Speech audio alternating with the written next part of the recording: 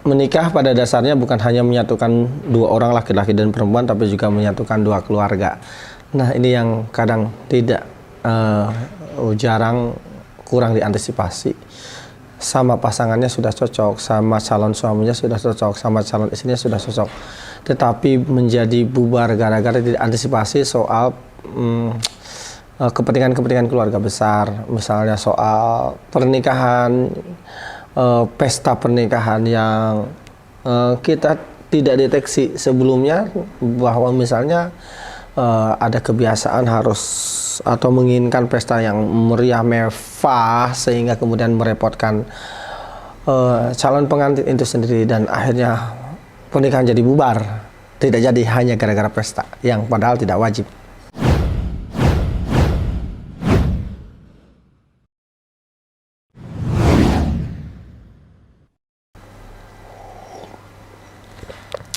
Assalamualaikum warahmatullahi wabarakatuh.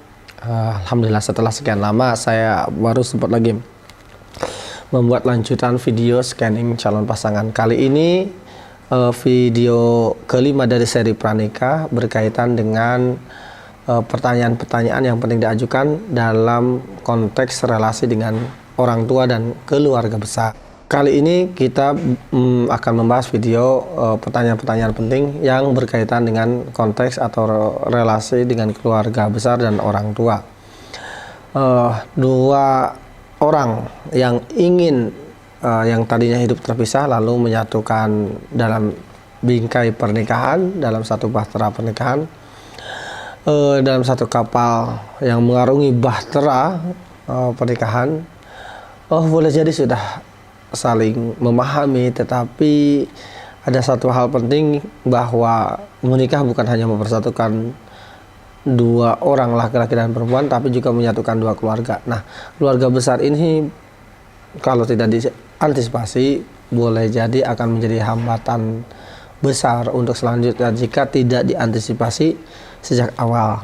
Oke, jadi kita langsung saja. Pertanyaan-pertanyaan apa saja yang penting diajukan berkaitan dengan relasi orang tua dan keluarga besar yang mungkin harus diantisipasi ketika nanti setelah menikah kita sudah siap, tidak terkejut-kejut gitu ya.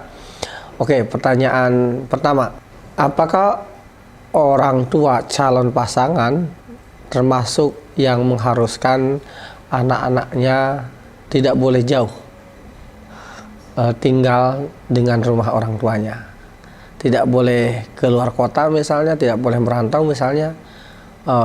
Ajukan pertanyaan pertama ini supaya dapat diantisipasi, sebab tak sedikit orang tua yang setelah menikah, tak sedikit sepasang suami istri yang sudah menikah, baik calon istri atau calon suaminya, apalagi misalnya dia menjadi tumpuan tulang punggung keluarga atau bahkan anak satu-satunya, tidak diperbolehkan untuk jauh dari orang tuanya. Nah, antisipasi ini sanggup atau tidak? Jika sanggup, silahkan lanjutkan. Misalnya jika orang tua menginginkan anaknya tidak boleh jauh, bahkan harus satu rumah dengan orang tuanya gitu. Nah, ini antisipasi. Dan pertanyaan ini penting diajukan kepada calon suami, calon istri, bahkan kepada orang tuanya gitu. Pertanyaan kedua, jika orang tua sudah uzur, sakit-sakitan, kira-kira siapa yang merawat orang tua? Tentu jawaban ideal ada yang merawat adalah anaknya sendiri. Tetapi boleh jadi ada nilai lain atau perspektif lain dari calon pasangan kita, silahkan tanyakan. Misalnya nih, ya ada di tempat lain seorang laki-laki orang tuanya sakit, tapi yang harus merawat justru malah istrinya, menantunya dari orang tuanya. Begitu. Apakah ini diharuskan? Atau misalnya yang ideal sih dua-duanya merawat ya, tapi boleh jadi karena dia tidak dekat dengan orang tuanya, boleh jadi kurang ilmu, boleh jadi misalnya kurang adab dan lain-lain. Apakah suaminya mau merawat orang tuanya sendiri, atau apakah istrinya mau merawat orang tuanya sendiri gitu ya? Tolong tanyakan. Jika orang tua uzur, sakit-sakitan, orang tua siapa yang merawat? Apakah misalnya di rumah sakit tapi kemudian tengok tiari, atau di tempat penitipan orang tua semacam panti jompo, dan anaknya menengok seminggu sekali, sebulan sekali, yang pada awalnya nengoknya sebulan sekali, seminggu sekali, lalu kemudian Bisa jadi setahun sekali atau setahun 2 kali. Jadi silahkan ditanyakan apakah kalau orang tua sakit siapa yang merawat. Oke, tanyakan, dengarkan saja pendapatnya. Sekali lagi tentu yang ideal adalah kalau bisa si anak kandungnya, karena menantu itu ada semacam batasan karena baru kenal setelah dewasa. Anak menantu membantu merawat, tetapi yang merawat idealnya kan anak kandungnya sendiri begitu. Tapi ada di sebagian kasus gitu, di mana justru menantunya yang harus merawat lebih banyak. Nah, kalau misalnya menantunya harus merawat lebih banyak, atau misalnya kalau Anda seorang perempuan, berarti orang tua suami Anda yang harus merawat, ya bicarakannya sejak awal dan supaya Anda siap gitu. Ya tentu kalau Anda ikhlas, positif, menganggap itu ladang amal, Masya Allah, silahkan dilanjutkan. Tapi apakah juga berlaku sebaliknya, misalnya ketika orang tua perempuan sakit, apakah seorang suami juga mau ikut merawat dalam posisi sebagai menantu? Bicarakan sejak awal, kira-kira begitu ya. Pertanyaan ketiga, jika orang tua dari calon pasangan sakit, kira-kira apakah mau membantu untuk biaya pengobatan? Misalnya apakah mau membayarkan asuransinya, iuran asuransinya jika memang orang tua tidak mampu? Tidak masalah kalau orang tuanya memang berkecukupan. Bagaimana dalam posisi jika misalnya orang tuanya kurang berkecukupan gitu ya. Misalnya lagi-lagi dalam konteks misalnya seorang perempuan tidak boleh bekerja setelah menikah, lalu orang tua perempuan ini sakit, apakah seorang suami mau membantu istrinya, membantu keluarga istrinya dalam biaya perawatan orang tua? Ditanyakan ini sejak awal gitu ya. Kalau orang tua suaminya dari penghasilan suami mungkin tidak terlalu masalah. Bagaimana seorang istri yang tidak bekerja, tidak punya penghasilan dan orang tuanya sakit, apakah seorang suami mau membantu keluarga istrinya atau semacam apa? Jadi tanyakan itu. Atau mungkin sebaliknya, jika dua-duanya bekerja lalu seorang suami orang tuanya sakit, apakah seorang istri memiliki penghasilan dari usahanya atau dari semacam itu, lalu kemudian bersedia juga untuk membantu biaya perawatan orang tua suami ya. Memang sebetulnya idealnya tidak ada pemilihan ada orang tua suami atau orang tua istri, sebab itu adalah orang tua keduanya gitu, idealnya begitu. Tetapi kan kadang-kadang hidup tidak ideal, jadi dibicarakan sejak awal sebelum menikah. Oke. Pertanyaan keempat, apakah orang tua memiliki keinginan agar anak perempuannya memiliki penghasilan sendiri? Ini umumnya ditanyakan oleh seorang laki-laki yang menikahi seorang perempuan. Tanyakan kepada calon perempuan ini, calon pasangannya, kepada orang tua yang perempuan, kira-kira atau ke keluarga besar perempuan, apakah keluarga besar perempuan, apakah orang tua dari perempuan ini menginginkan mengharuskan seorang anaknya, seorang perempuan atau anak perempuannya tetap memiliki penghasilan sendiri setelah menikah gitu, atau diperbolehkan misalnya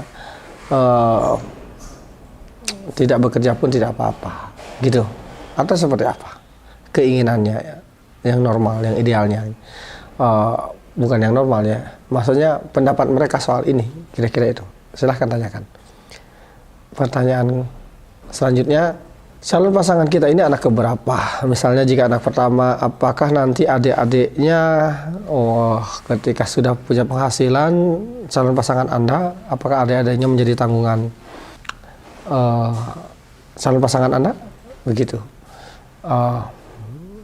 Apalagi misalnya kita tahu ada salah satu, ini saya cerita sedikit agak loncat ya.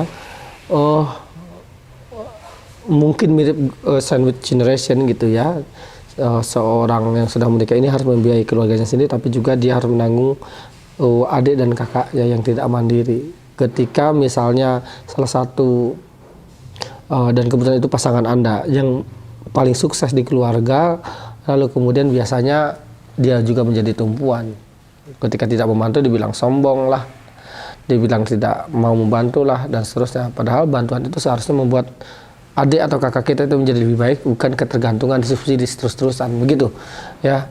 Nah ini dibicarakan, kira-kira ada nggak nih adik kakaknya yang mungkin menjadi potensi toksik gitu, menjadi potensi tidak mandiri dan akhirnya menjadi tanggungan kakaknya atau adiknya yang lebih sukses begitu ya. Jadi pertanyaan yang ini adalah berkaitan dengan ini dia anak keberapa, lalu kira-kira nanti setelah menikah akan ada tanggungan nggak selain orang tuanya, adik atau kakaknya begitu.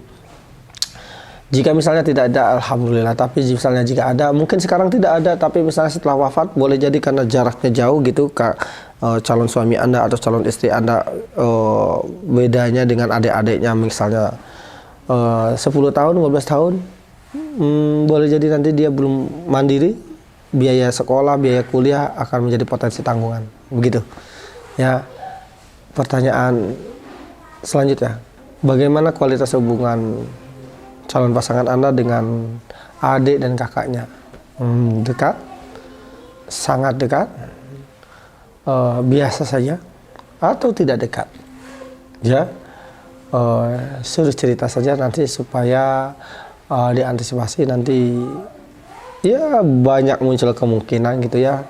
Yang ideal mungkin nanti kalau Anda perempuan, Anda akrab dengan kakak atau adik ipar Anda, atau Anda sebagai laki-laki, boleh jadi tidak ada hubungan yang relatif bermasalah dengan kakak ipar Anda yang laki-laki atau adik ipar Anda yang laki-laki begitu ya. Coba diceritakan bagaimana kualitas hubungan mereka. Dan pertanyaan selanjutnya adalah dalam fase hidup calon pasangan Anda adalah dari usia 0 sampai sekarang mau menikah, kira-kira ada nggak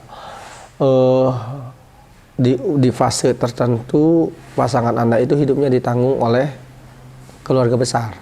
Misalnya calon pasangan Anda adalah di usia tertentu, misalnya dia tinggal sama paman, tinggal sama kakek, nenek, dibiayai oleh uak, pak le gitu. Nah, ini akan menjadi semacam dalam tanda kutip hutang budi yang boleh jadi nanti akan ketika misalnya calon pasangan Anda sudah sukses akan menjadi sebuah potensi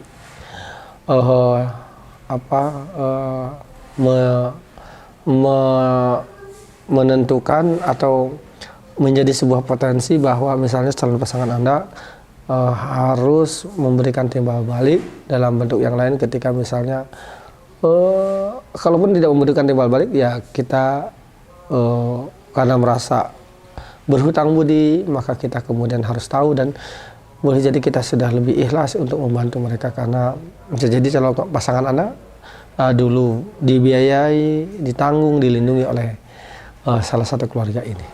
Anda harus tahu dalam fase hidup dia ada nggak bagian hidup dia yang hidupnya tidak ditanggung oleh orang tuanya tapi ditanggung yang lain.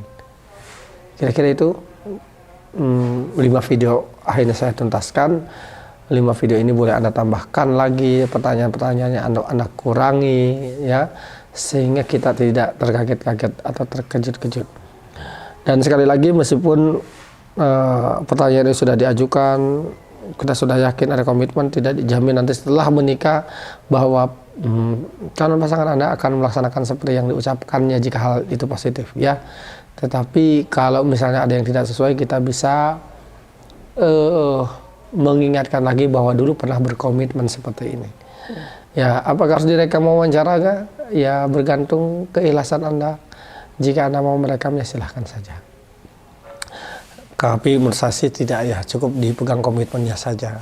Kalau misalnya tidak ada kepercayaan ya nanti kemudian kita bisa tahu bahwa track record dia, kredibilitas dia, apakah perbuatannya sesuai dengan ucapannya atau tidak. Mudah-mudahan pertanyaan-pertanyaan ini bermanfaat sehingga Anda tidak terlalu blank. Pertanyaan-pertanyaan ini juga bisa menjadi bahan diskusi sebetulnya buat calon pasangan Anda, sehingga nanti sebelum menikah itu tidak kecewa berlebihan, karena banyak orang setelah menikah, terutama Anda perempuan yang seringnya jadi korban ya, gara-gara dari awal pacaran bertahun-tahun, taruh berbulan-bulan, tidak mencerahkan hal-hal yang penting ini. Gara-gara terfokus dengan hal-hal yang sebetulnya Tidak wajib, misalnya contoh dress code, biaya walimah yang itu sunnah padahal ya, bukan wajib. Terima kasih banyak, mudah-mudahan bermanfaat. Mohon maaf lahir batin. Aku qouli hadza astaghfirullah li wa lakum. Assalamualaikum warahmatullahi wabarakatuh.